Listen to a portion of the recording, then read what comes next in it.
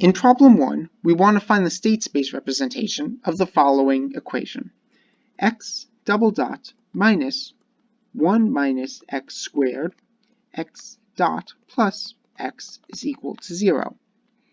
Now our state space representation is made up of the following two components: the state vector x and the derivative of the state vector. So because we have one second order differential equation, we expect to have two states. And indeed, our state vector is equal to x and x dot. Now the derivative of our state vector is equal to x dot and x double dot, because we're taking the time derivative of our state vector. We want to write the derivative of our state vector in terms of our states alone. And so we can then now substitute in that x double dot into our derivative of our state vector by doing some algebra. And by doing that algebra, we get x dot and 1 minus x squared x dot minus x. And the way we get this is by taking the equation and just keeping the x double dot on one side and moving everything else to the other side. Squared x dot minus x, and you can see that this is exactly what we then plugged in. I'm going to use a blue pen. Exactly what we then plugged in terms of x double dot. And now this is our state space representation for problem 1.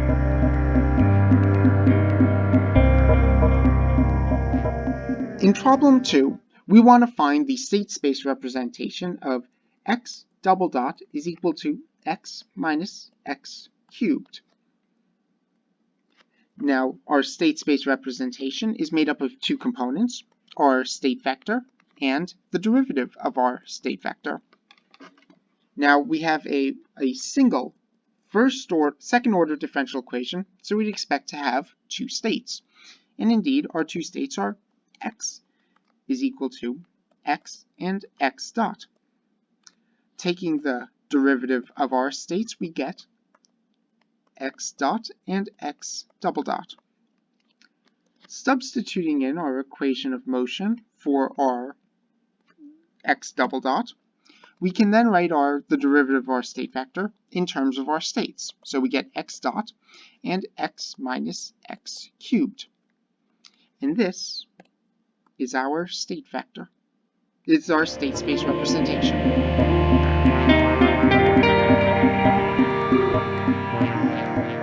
In problem 3, we have the system of equations x double dot is equal to minus x over r cubed, y double dot is equal to minus y over r cubed, and z double dot is equal to minus z over r cubed. And now r is equal to the square root of x squared plus y squared plus z squared. We're trying to find the state space representation of this. So we need to set up our state vector and the derivative of our state vector. Now we have 1, 2, 3 second order equations, and so we should expect 6 states.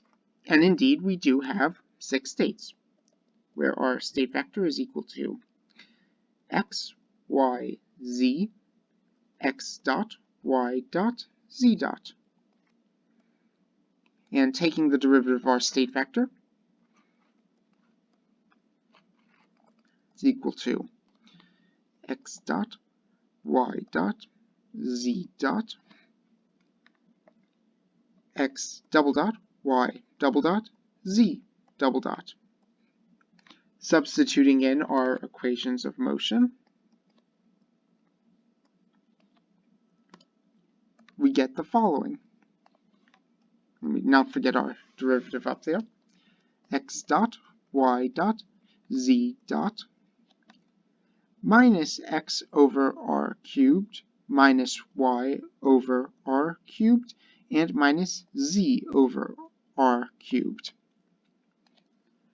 And that's our state vector. But before we finish the problem, let's just discuss why we don't have to have a state for r. And let me just redraw that in green. The reason why we don't need a state for r is because it's already represented by our other states perfectly. If we know x, y, and z, we perfectly know r.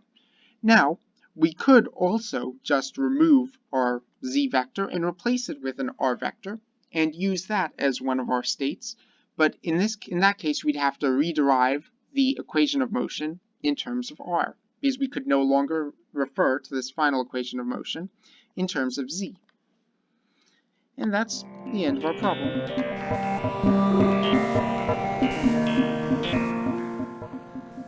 In problem 4, we're dealing with a system of equations.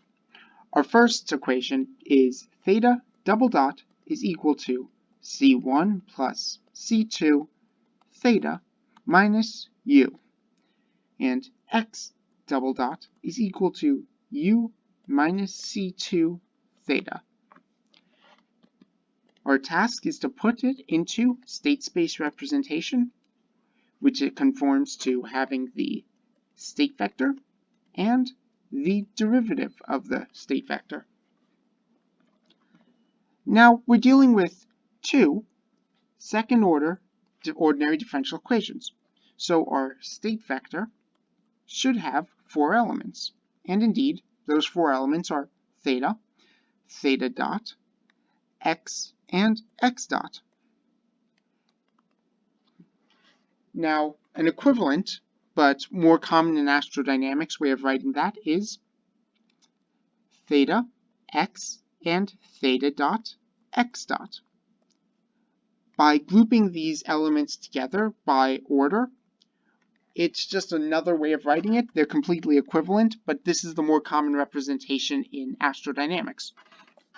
And in getting the derivative of the state vector, we just take those states and we take the derivative, so it's theta dot, x dot, theta double dot, and x double dot.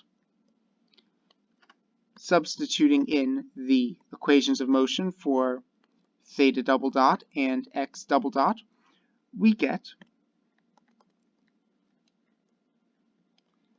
theta dot,